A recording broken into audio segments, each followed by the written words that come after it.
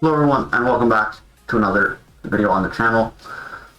We're going to be reviewing a few previous night's games again here today, and we're going to jump right into it and get right into talking about James Harden's first game with the Brooklyn Nets. And they don't even have Kyrie Irving yet, and Kevin Durant and James Harden have already shown immensely that they are going to be absolutely terrific together.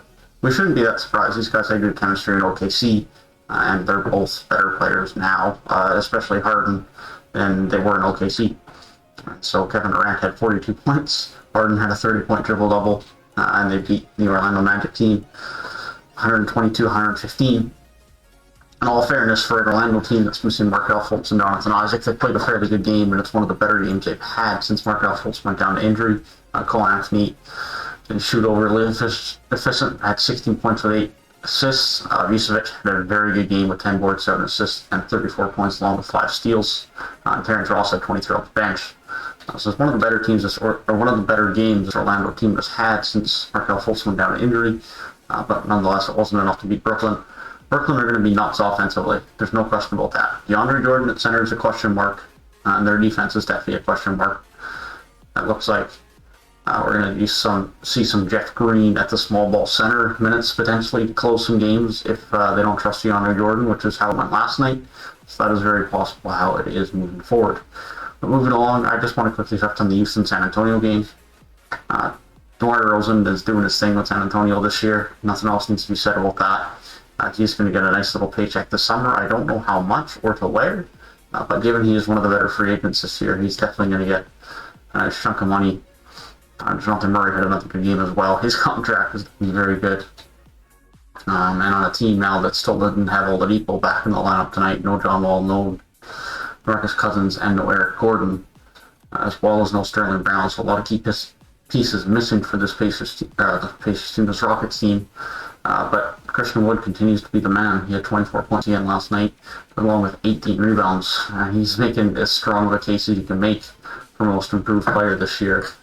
Along with the name of the other most improved player candidate absolutely escapes my mind now. I forget who it is, to be honest. I'd say Chris Boucher's the dark horse as well, and, along with the other guy I'm not blanking on, but he's definitely on the outside looking in. But mentioning that, Chris Boucher had 20 points again last night with 9 rebounds and 2 blocks in his 31 minutes off the bench. Aaron Baines started at the center spot again for the Raptors, but he only played 4 minutes. So there were some interesting lineups in this game. Siakam played 32 minutes. It was mainly him playing that low amount of minutes due to the fact that he had 3 fouls early on and then picked up a 4th in the third quarter. So he wasn't a bit of foul trouble. So there was a point in time where the Raptors had Lowry, Malachi, Norman Powell, Stanley Johnson, and OG Anunoby on the court, with Stanley Johnson playing at the 5, matching up against Bismack Biyombo. And they seemed okay. How often we see that lineup, I don't know. I would assume most of the time we'll see Boucher at the 5 or Siakam playing the small ball 5. Siakam did struggle last night. He was 4-14, 0-5 from deep, only finished with 9 points.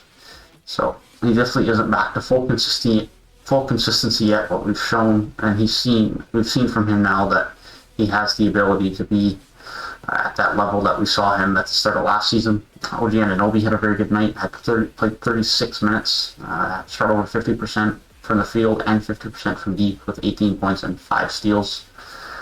And then they got some valuable minutes from Norman Powell, who put up 24 last night. He finally had a really good performance offensively. He was 6 and 9 from deep last night. Stanley Johnson did his thing on the defensive end. Montana gave him a few valuable minutes off the bench as well, but essentially it was OG and Boucher last night because VanVleet and Lowry didn't have very good shooting nights again. They were managed to hold off against the Charlotte team. LaMelo didn't shoot great again last night, but his playmaking is just so good. His length is...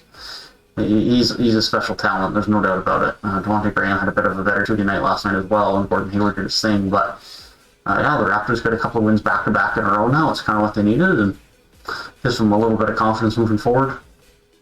That being said, moving into the Detroit-Miami game, I know Miami are missing players, right? Like, there's no Jimmy Butler, there's no Myers Leonard, obviously due to injury, there's no Tyler Hero last night, there's no Reece Harkless.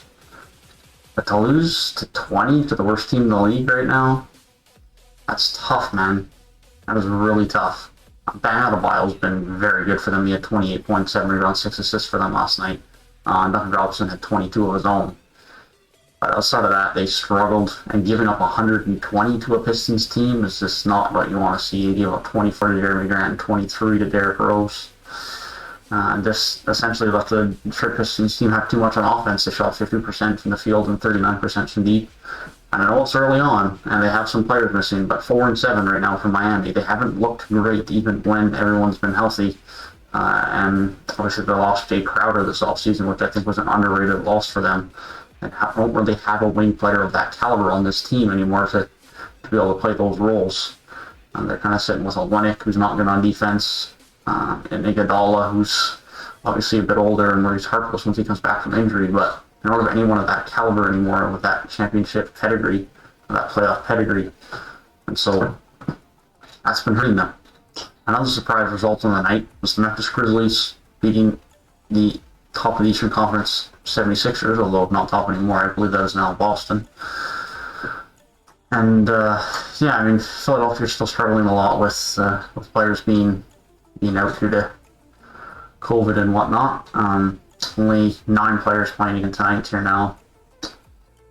And no Joel Embiid on the night. Tobias Harris had a good night himself. But outside of that, Ben Simmons only had 11 points on 9 shots, 3 of 9. Danny Green was 3 of 7. Tyrese Maxey was 5 of 13. Jake Milton had 28 off the bench. No one else really came up offensively.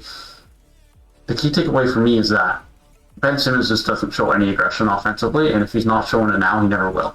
He took 2 threes last night, which I suppose was somewhat of a positive sign, although he airballed both of them, I believe. So it's positive, but it's not positive, you know. So Ben Simmons is essentially right now a rebounding and playmaking guard, which is good. He's very elite defensively, but he doesn't offer much to you in a scoring sense. And that's fine if he's not supposed to be an all-NBA player and a max contract guy. As much as Ben Simmons is good and has a lot of potential, like, max contract, all-NBA guy for, like, obviously he's elite defensively, elite at rebounding, and elite at playmaking for that position, and he has the good length and range and height. Not range, the defensive range, I suppose. That's what I was going for. But his offensive aggressiveness and output just isn't there. Not even at getting to the basket enough, and the aggressiveness for that, and cutting to the rim, although they don't really get him in many scenarios to cut to the rim because there aren't really many other playmakers on this team, at least when he's on the court enough. Shake Milton can do it a little bit, and Tyrese Maxey can do it a little bit, but they're more primarily scorers than anything else. Shake Milton offers a little bit of playmaking, but I don't know. I think there's got to be a way to get Ben Simmons more involved in the offense, but I don't know if that's his game, and that would concern me a little bit. That would concern me a lot if I'm a 76ers fan, because Embiid is good, but without Simmons being able to contribute on offense, I don't know how good they're going to become playoff time. Because that's kind of the thing you tend to need towards playoff time, someone who can be a closer from the perimeter. And I don't see that on this roster right now. Is Seth Curry that guy?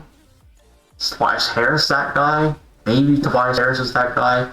Maybe he can get into that, but if Tobias Harris isn't that guy, then this team's in trouble, in my opinion. John Morant, already back earlier than I expected from his ankle sprain last night, helped carry Memphis to this win, and it was a good team effort. I mean, they had nice bench contributions last night, and 10 from Bain, 12 from Allen, and 15 from Tillman. Dylan Brooks had 11, Jaw had 17, Kyle Anderson and Brandon Clark both had 11, and JB had 9. It was just a good team effort. They played some good defense on this Philly team who only shot 44% and 20% from deep without Joel Embiid. So fair play to the Memphis Grizzlies, who are now back to 500, even though they've had as many injuries as they had. And last but not least, the ever-struggling Atlanta Hawks, who started off so well and now can't buy a win, were beaten by the Portland Trailblazers, who had an historically bad offensive night from Robert Covington, who shot 1 of 13 from the field and 1 of 7 from deep.